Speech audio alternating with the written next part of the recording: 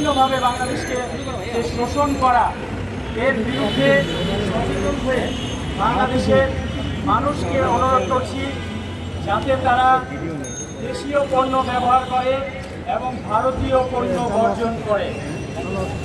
বাংলাদেশের মানুষকে আমরা আমাদের যে ন্যায্য অধিকার, সেই অধিকারের জায়গা থেকে আমরা বাংলাদেশের জনগণকে অনুরোধ করছি, আপনারা এই ঈদে যেভাবে দেশীয় পণ্য ব্যবহার করেছেন ঠিক সেইভাবেই এখন থেকে দেশীয় পণ্য ব্যবহার করবেন এবং ভারতীয় পণ্য বর্জন করবেন। ইতিমধ্যে এই যে আমরা সারা দেশে বয়কট ইন্ডিয়ান প্রোডাক্টসের ডাক দিয়েছি, সেটার ফলাফল কিন্তু আমরা দেখতে পাচ্ছি। আমরা বিভিন্ন জায়গায় দেখেছি যে ভারতীয় পণ্যগুলো কিন্তু পড়ে আছে, দেশীয় বিভিন্ন পণ্য সেগুলোর বিক্রি কিন্তু 10 গুণ, 20 গুণ, 50 গুণ বেড়ে গিয়েছে। আপনারা জানেন যে এই যে গরমে ওয়ালটন তারা কিন্তু তাদের সেল অনেক বেশি বৃদ্ধি করেছে।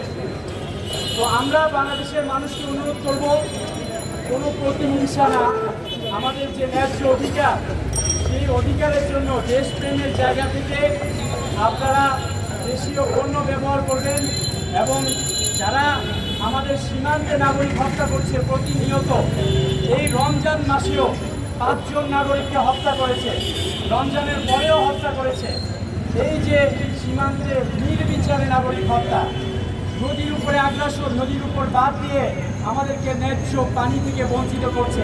এই যে তীব্র গরম, এটার অন্যতম একটি কারণ কিন্তু আমাদের যে নদীগুলো সেগুলো কিন্তু ভারত পানি প্রত্যাহার করে বাদ দিয়ে আমাদের উত্তরাঞ্চলকে মরুভূমি বানিয়ে ফেলেছে।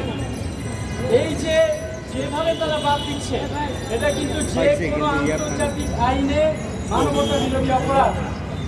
এই যে নদীর উপর তারা বাদ দিয়ে পানিকে প্রত্যাহার করে আমাদেরকে মরুভূমি বানাচ্ছে, আবার বর্ষার সময় পানি ছেড়ে দিয়ে বন্যায় প্লাবিত করে তুলবে। এটা কি কোনো সভ্য দেশ, বন্ধু দেশ করতে পারে? ভারতের মানুষদের কাছেও আমাদের প্রশ্ন, এটা কি কোনো বন্ধু দেশ করতে পারে? কখনোই করতে পারে না। তারা তাদের শত্রু দেশ যাদেরকে বলে, সেই পাকিস্তান সীমান্তে কেন কাউকে হত্যা করে না? কেন বন্ধু দেশ বলা বাংলাদেশকে, বাংলাদেশের সীমান্তে বারবার নির্বিচারে মানুষ হত্যা করে? সুতরাং আমাদের যে ন্যায্য অধিকার, সেই জায়গা থেকে শান্তিপূর্ণভাবে বাংলাদেশের মানুষকে আমরা অনুরোধ করছি, আপনারা ভারতীয় পণ্য বর্জন করবেন।